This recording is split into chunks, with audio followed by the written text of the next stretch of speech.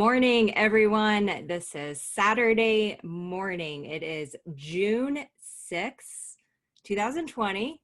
This is COVID Critters and Coffee.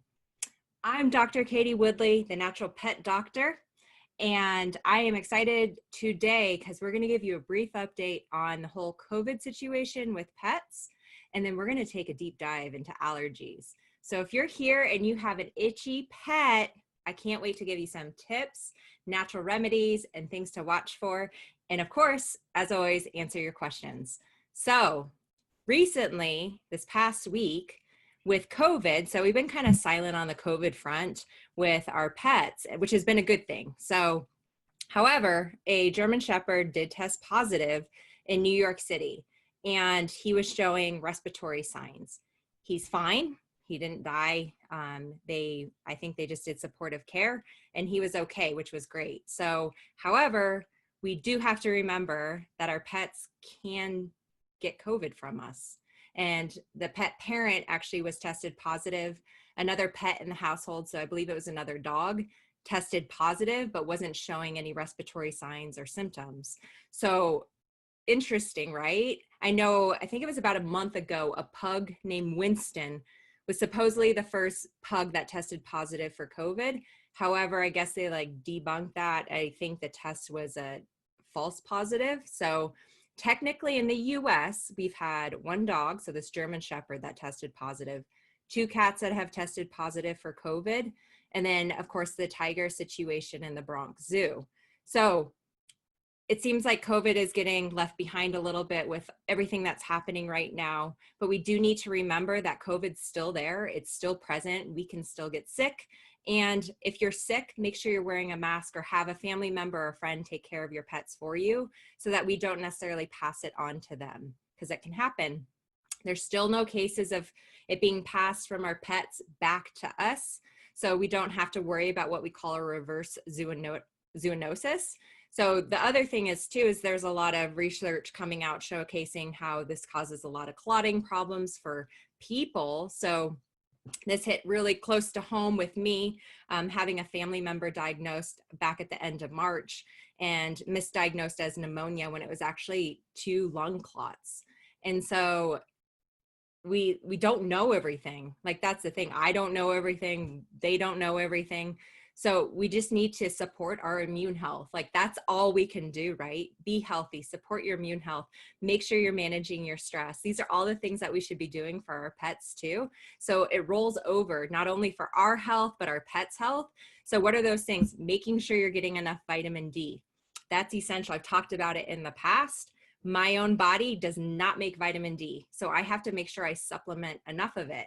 That doesn't mean that yours doesn't, and hopefully you're able to make it from the sun, but definitely look at what your vitamin D levels are. You can get them tested from your doctor. So check that out. If you're low in vitamin D, which a lot of people are, you can boost it, which boosts your immune system and can help you fight against viruses and other diseases. And guess what? Even cancer.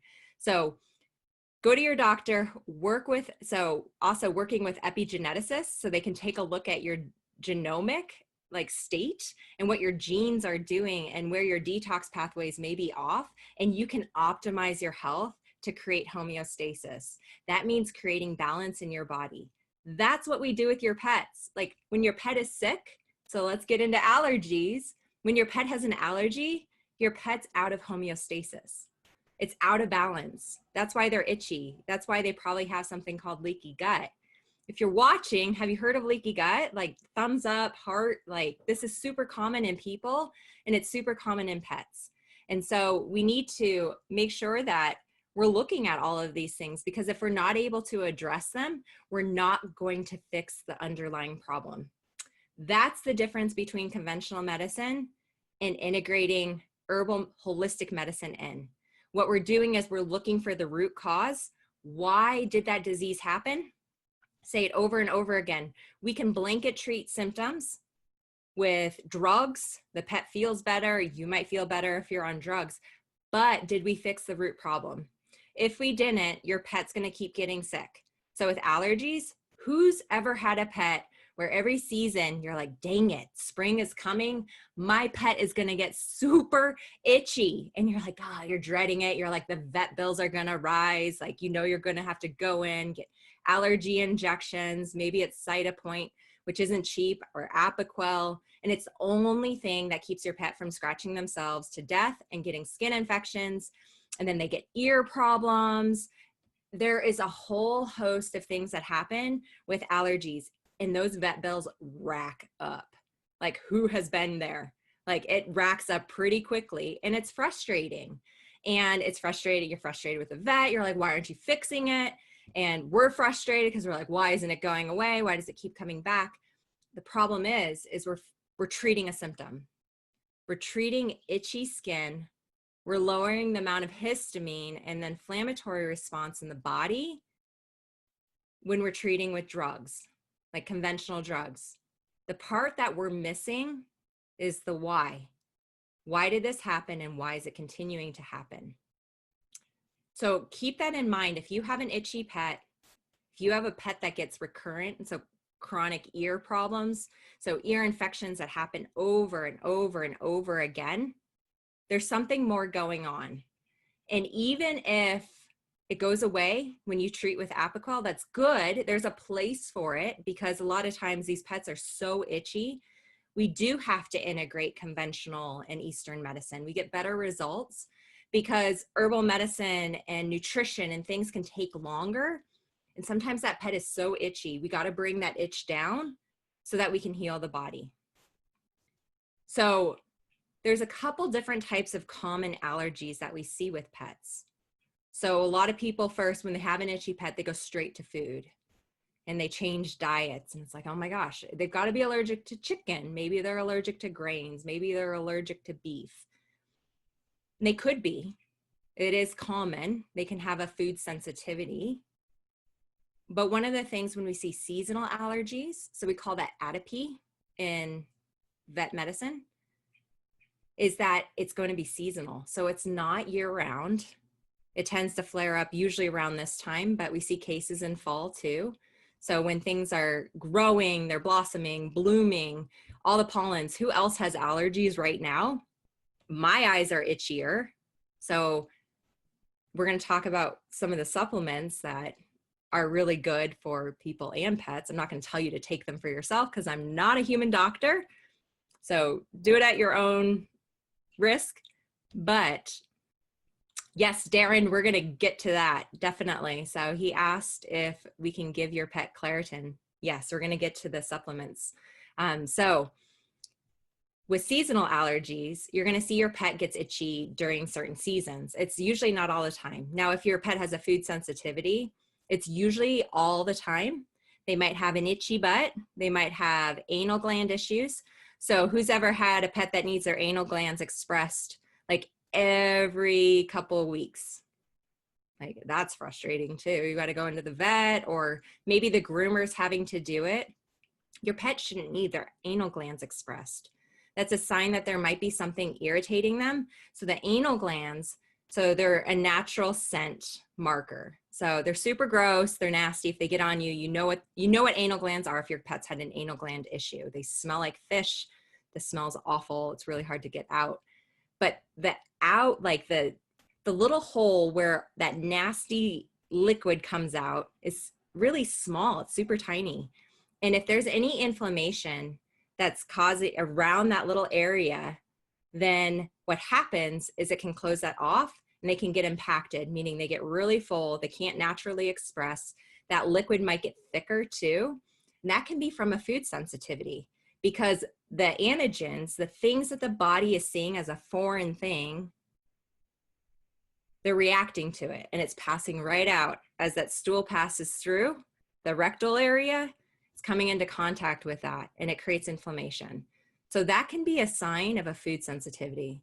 So yes, you're a groomer that does it. So Darren, you know that smell really, really well. Unfortunately, I've had it in my hair. Like, as a veterinarian, groomer, I'm sure like it gets everywhere.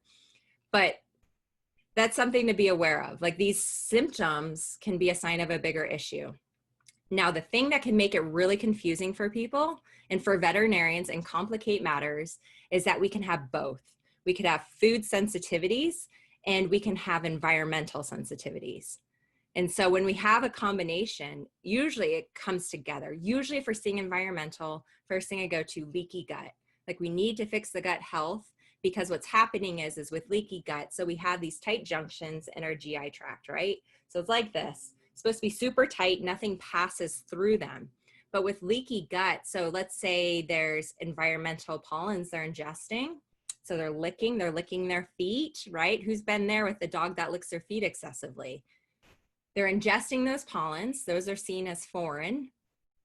They're also potentially eating a food source. So whether it's eggs, chicken, beef, grains, those are coming into contact with the GI tract. It's creating inflammation. What happens with inflammation? It causes swelling, right? So those tight junctions, they get leaky, they loosen. And then what happens is the toxins, food, bacteria, they pass into the bloodstream. Those circulate throughout the body and it creates skin inflammation. So it's all interrelated. So even though we are looking at the skin, so if we're only treating the skin, this is where it comes back to everything's interconnected. If we're only treating the skin, we won't fix that problem because we actually need to look at the gut and the gut health. So how can we do that? And yes, saltwater blonde, your dog just started chewing on his paws. So that's a sign of an allergy, usually. Now, some dogs can be OCD and chew on their feet and things like that. But especially at this time of year, if you're noticing any excessive scratching, redness, ears are getting red, you might be noticing the brown gunk in their ears, that's a sign of a yeast infection usually, because allergies make the skin inflamed. They get moist, usually in the ears, they get hot, and yeast love that environment. So we tend to see, we call it malassezia, that's the yeast infection. They set up house in the ears, they create more heat and moisture, and then the bacteria join the party, and it's just like out of control, and it's this vicious cycle. So what can you do? For one, make sure we're looking at gut health. Is your dog on a biologically appropriate food? What that means is, are they absorbing the proteins, breaking down the carbohydrates? Is that diet not creating inflammation in the body? So when I look at pets that have skin allergies, first thing I look at, are they on a kibble diet? I don't even care if it's a good kibble diet. There's good kibble diets out there. There's good brands. We've talked about that in the past. But the problem with kibble diets, especially when we're dealing with allergies and especially food sensitivities, so I'm talking about environmental kind of inflamed states in general. When we have a kibble diet, it's a higher carbohydrate diet. And what it does in the body is it increases inflammation. It creates a pro-inflammatory state. It's higher carb. We don't need that. It's also, it forms heat in the body. It's more warming. The way it's processed, the way it's extruded, the kibbles, it creates inflammation in the body. And there's all sorts of chemicals that are produced from the way kibbles extruded. We're going to talk about that at the end of this month with our free webinar. So if you're not already registered, I actually see a few people on here. I know you guys are. Make sure you register because it's free. And we're going to be talking about grain-free and heart disease specifically. But we're going to talk about the way dog foods are processed and how that affects inflammation in the body, because that is key. That's the key to resolving most diseases. And it's something that we're not taught in vet school. We're taught to feed pills and Royal Canin and, prescription foods. And it works for a lot of pets, so I'm not going to discount that. But if you have a pet that's continually having problems, they need another solution, and we need to be able to adapt and give that to pet parents. So looking at the food. Now, if you can only feed kibble, if you're going grain-free, you need to look for pea protein, and that's not good. What's happening in the pet food industry is the pet food companies, when everyone started going grain-free, what they did is they started substituting the grains out and putting pea protein in because it's cheaper, but it doesn't work. It's not absorbed by our pets. So when you are feeding a kibble diet, turn the bag around. And if in the first 5 ingredients, if you see pea protein, pea flour, legumes, chickpeas, garbanzo, those can all, for one, be a risk factor for developing heart disease, which I'm not going to go in depth with because we have our free webinar at the end of the month. But they also can be inflammatory, and they can block all sorts of vitamins and minerals from being absorbed in the body. So if you're feeding a kibble that has those, switch them, transition them. Don't switch them like right away because we don't want you to create diarrhea, but transition them over 2 weeks to a newer diet. Now, if you feel like overwhelmed with nutrition, because it's like overwhelming, there's so much information online and everyone has a different opinion, reach out. We do nutritional plans. That's why we do them. So depending on if you want a raw diet, home cooked diet, we formulate it so it's balanced. So you know your pet is not going to be lacking in vitamins and minerals, and you can feed the appropriate diets that you want. We can also go through and analyze the diets that your pets have been on and choose other options if you're not able to do a home cooked or a raw diet for them. Now the second thing, so first is diet, looking at the food. Second, what can we do to help the inflammation naturally, right? So the diet change is gonna help heal leaky gut. So supplements. So Darren, going back to your question about Claritin. So a lot of times we'll be like, yes, Zyrtec, Claritin, Benadryl is a big one. Who here has ever had a pet on Benadryl? And so just like people, that can make them like super crazy or knock them flat, like super lethargic. So there are natural antihistamines, which is why I love herbs. Remember, drugs came from plants because there's amazing compounds in plants that do certain things. And so drug companies are like, oh, that's amazing. Let's take that. And then they take it and they manufacture a synthetic compound that does hopefully what the plant did. The downside is that plants, the beautiful thing about plants, and so I love herbal medicine. Oh my gosh, I get all excited. So with plants, there's synergistic effects. So this is like when we look at CBD, when we look at herbal medicine, we're not just using a single compound like a drug is. That's why we can get side effects or more likely to get side effects. Because with the plant, we have all these different compounds. So when we talk about like CBD, we have terpenes and the actual cannabinoids and flavonoids and all things like, and plants have a lot of that stuff also in them, flavonoids and other, minerals and different amazing things that work in the body. But what they do is they balance each other out. So you're less likely to get side effects and you're going to have more synergistic effect and a better outcome. So what is nature's Benadryl? Talked about this before because I love it. And so this supplement called quercetin is nature's Benadryl. So I would say before you reach for Claritin, before you reach for Zyrtec, try quercetin. And it's usually combined with bromelain because it's absorbed better. And if you've heard of bromelain, it's part of pineapple. It's a part of like the digestive enzyme, but it works synergistically with quercetin.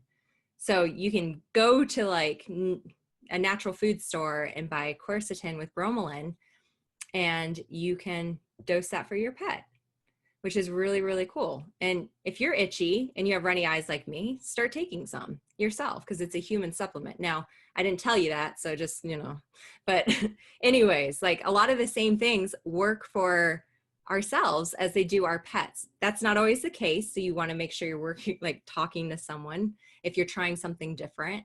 But that's a really great option to try. The other beautiful plant that you can utilize if your pet is itchy is nettles. So so someone just asked a question about saltwater blonde. Yes, brand name in mind for quercetin and bromelain. What I do, and I know this will be different depending on where you are in the world while you're watching this. So we're in Fort Collins, so Northern Colorado, We have natural grocers, Sprouts, Whole Foods. So I would stick with your natural food stores that you know they're sourcing appropriate supplements, because there's a lot of really bad supplements, like brands that have, they say they have something and they don't. So the Now brand is typically a good brand, but go to your natural food stores. I know natural grocers, Whole Foods, they're very careful about who they pick and choose for brands, and that's really, really important. So with another supplement, so we have quercetin with bromelain, and then another plant that we can actually utilize to help with itchy skin is nettles. Yes, the thing we hate in our yard. So nettles actually has a lot of really good antihistamine compounds in that plant. So there's a couple different ways that you can take it. So Animal Essentials is a great brand. And they have a nettles extract that you can give to pets, and at dosing based on body weight. And then also you can use things like tea. Like I love utilizing teas, like tea we drink. You brew a cup of tea, put it in the food, and away you go. So nettles is another great option that is safe. Now keep in mind when you're using nettles, some dogs will get more itchy on it. So when I talk about implementing different things, you want to implement one thing at a time so you can see if something is causing a reaction, or like, oh, well, okay, they got itchier when we added in nettles. Let's reduce it or cut it out and see how they do. But that's definitely helped a lot of pets. And so keeping in mind though, those things are treating symptoms, right? So we're reducing inflammation, we're keeping them more comfortable, while hopefully that diet change is working. The other supplement that I talk a lot about is CBD. So I just mentioned it. So CBD, the cannabinoids. So having a full spectrum product, check out our blog post about CBD where I talk about how to actually analyze good brands for CBD. There's so many. It's definitely a wild west out there. But CBD, it's known to help with inflammation. The body's inflamed when we have allergies and food sensitivities. So that's another option. Now, if your pet's on steroids or other drugs, you need to make sure you're asking your veterinarian, because the thing with CBD is that it can actually affect liver metabolism of certain drugs. So if drugs are metabolized through the liver, through the CYP450 metabolism pathway, yeah, we're not going to go in depth in that, but there's certain drugs that are. So like a lot of seizure medications, so like phenobarb, your prednisone, and there's quite a few that are. So if your pet's on a medication, just make sure you're asking your vet if CBD may complicate things or cause an adverse reaction. But there's definitely a place for it if your pet can be on it. And then finally, my specialty and the thing that I love the most for allergies. And this is like, so along with diet, this is like the diet first, because nutrition, foundation of health, right? Yep. Herbal medicine. Chinese herbal medicine, hands down, has been the game changer in my practice when we started implementing that in. And the reason why is because we're utilizing the herbs, we're utilizing the plants for that pet as an individual treatment. So like Apoquel, like your pet's itchy, Apoquel, steroids, that's a common, like for blanket treatment for everyone. But with herbal therapy, what we're doing is we're going deep into why is this pet having these issues. We look at the entire life history, or as far as we can go with them being in your presence, to see where are their stressors, why are they stressed, how do they handle stress, what do they do if they eat something that's different, like their digestion, do they eat grass, do they like eating poop, do they dream a lot at night? There's a lot of weird questions I ask you when we go into a herbal consultation. And the reason why is because we're looking for the root cause. We don't do that with conventional. And that's why herbal medicine works so well. Every pet that has allergies usually has a different type of herbal medicine because it's individualized treatment. That is the game changer for pets with allergies, And that's what gets them through it so that it doesn't keep recurring.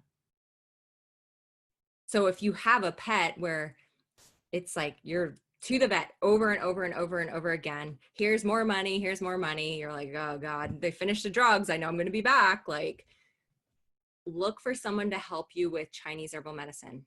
Now, my recommendation is to not go online and Google Chinese herbs and just start giving something, because what happens is that there's a lot that goes into that. So the training that goes into that is very specialized. You want to work with someone that knows what they're doing. You can cause harm and side effects by choosing the wrong herbal formula. And also, a lot of the herbal formulas out on the market could have contamination. There's a lot of heavy metal contamination, toxins, like things like lead. You don't want that in your pet's body. They're already inflamed. So that's why you need to make sure you're working with someone that knows how to source these appropriately. So I don't like using Amazon for herbs. Like, yes, it might be $10 cheaper, but is it truly the herbal like formula that we want and need to fix your pet's health? So what questions do you guys have on allergies or anything else? I'm going to open it up because I know a few of you guys are still here. But summarize while I'm letting you type in questions if you have anything. So first off with allergies. So, okay, symptoms, briefly touch on symptoms. So if your pet is licking its paws excessively, getting ear infections, they might get conjunctivitis. So that means runny eyes, red itchy eyes. If they're getting skin sores or scratching excessively, anal gland issues, itchy butt, they're scooting a lot, chewing at their tail. So those are things to watch for that could be indicative of a food or environmental or combo sensitivity. Diet, look at that first. So turn that bag around. If you're feeding a kibble diet, look for pea protein in the first 5 ingredients. 2, supplements, quercetin with bromelain. Check out nettles, knowing nettles sometimes can make them a little itchier, but it may be worth trying because you can always stop it. Check out CBD, make sure you're utilizing the right source. Check out our blog posts, that's free, on CBD and how to choose a right product. And of course, herbal medicine. Work with a holistic practitioner that does Chinese herbal medicine. It will change your pet's life. It will keep more money in your pocket, and your pet will be happier and you will be happier. So everyone wins. Okay, yes, saltwater blonde. What kind of tea should you give your dog and what to avoid? So I mentioned I love tea. I always talk about teas. Green tea. There's studies that showcase that it actually is more effective than Zyrtec in people. So green tea. Now, here's the disclaimer for herbal medicine that's not necessarily a downside to it, but it's something people need to be aware of because we're so used to like immediate results with conventional medicine. Herbal medicine and supplements, they take longer to work. So you have to, I try to set up realistic expectations for my clients when we're using herbs and supplements, it takes longer. So if you have a dog that has seasonal allergies and you've adjusted diet, you've done all the things, but you're like, oh God, spring and summer are coming, and start your pet, just start giving them green tea before they get itchy. So what you want to do, large breed, so let's say 50 pounds and higher, cup of green tea, brew it, take out the tea bag, and pour the water in their food. If your pet's crazy and anxious or high energy, cold brew it or get decaffeinated. So that way there's not a ton of caffeine. A lot of dogs are fine, but you can always cold brew it, stick the tea bag in the cup of water and let it sit overnight and then put it in their food. If you have a medium-sized dog, so I'd say like 25 to 50, do a half cup, and then you could always try a quarter cup, but you can probably get away with a half cup for even a small dog. Other teas that are really great. So green tea is great for ingesting. It's also great for using topically. So that means on the skin. If you have skin sores, or the dog has skin sores, so itchy skin, they have hot spots, you can actually apply the tea bag directly to the spot, or you can spray it on there or get a washcloth and wet it with green tea and apply it to the affected skin. The other one is chamomile. So chamomile is a great anti-inflammatory tea. It's also really calming. So if you have a crazy dog, this is great. If they're crazy, they have allergies, guess what? Those go together. So yeah, and they probably have GI issues too. I'd take a shot at the dark. If your dog is crazy, it has anxiety, it probably has a sensitive stomach. So, however, chamomile is great. It helps with calming things down. It's really good for helping the GI health, and you can use it topically also. And you can also use it to wipe out the eyes if your pet has conjunctivitis and gunky eyes. For avoiding, I would say you're fine with green tea, chamomile. You're not going to go wrong. Stick with those. Those are two just really, really great options for your teas. All right. Any other questions from anyone about allergies, pet health in general? We'll go for another minute if you guys have anything. So keep in mind, I mentioned at the start, we have our free webinar at the end of the month. I'm really excited. We're taking on a really controversial subject, so I'm finally going to do it and get it out there. It's all about DCM, so dilated cardiomyopathy, which is potentially linked to grain-free diets. It's a huge thing. If you go into your vet, you're probably being told, like, don't feed grain-free, you're going to hurt them or potentially kill them. There's a lot of different factors that go into grain-free diets and DCM. It is not straightforward, and it's not being made clear to veterinarians. And we need to tell the truth, and we need to dispel some of the myths, and also showcase where, yes, there are some things that are happening that might put your pet more at risk. So make sure you join that. You can go to my website at thenaturalpetdoctor.com, scroll down, there's our events right there. We also have it in our link in the bio if you're watching on Instagram. We have posts also on Facebook. So that link through, you can also search it on Eventbrite too, and it's free. So make sure you join us. It's gonna be awesome. It's gonna be crazy, and it's gonna give a lot of people information. It's one of the #1 questions I get is grain-free diets and nutrition in general. So make sure you join us. Very, very excited for that. If you have questions or you need help with your pets right now, this past week, it's been crazy the number of animals I've helped with allergies. Like, we're in allergy season. So that's why I wanted to talk about allergies today, to give you some tips and things that you can utilize safely with your pets. And hopefully you don't need to use a veterinarian. You can get it under control a little bit faster. But if you need extra help, don't be afraid to schedule an appointment. More than happy, if you're not in this area, jump on a phone consultation with you and create a plan that works for your pet. So you guys are awesome. I love having you here. I hope you have a fantastic weekend. This is Dr. Katie Woodley, the Natural Pet Doctor. Have a fantastic weekend. Take care. Hey pet parents, it's Dr. Katie. I hope you enjoyed this episode. If you did, can you do me 2 simple favors? #1, share it with someone else. And #2, subscribe to this channel by clicking down below so you can continue to get updates every time I release new videos to help your pet thrive. Also, if you're wondering how your pet can achieve optimal health and listening to our videos made you wonder if this can work for your pet, we have an amazing membership site that can really help your pet thrive naturally by being a part of our incredible community of pet parents like yourself. Maybe you're here because you're tired of not having other options to help your pet live their best life and feel amazing. Or maybe you're here because you feel alone in figuring out how to help your pet holistically. Let's partner together today and take the worry out of caring for your pet so you have many more days to share the joy and love with them. Click the link below to grab a 2-week free trial in our Healthy Paws membership.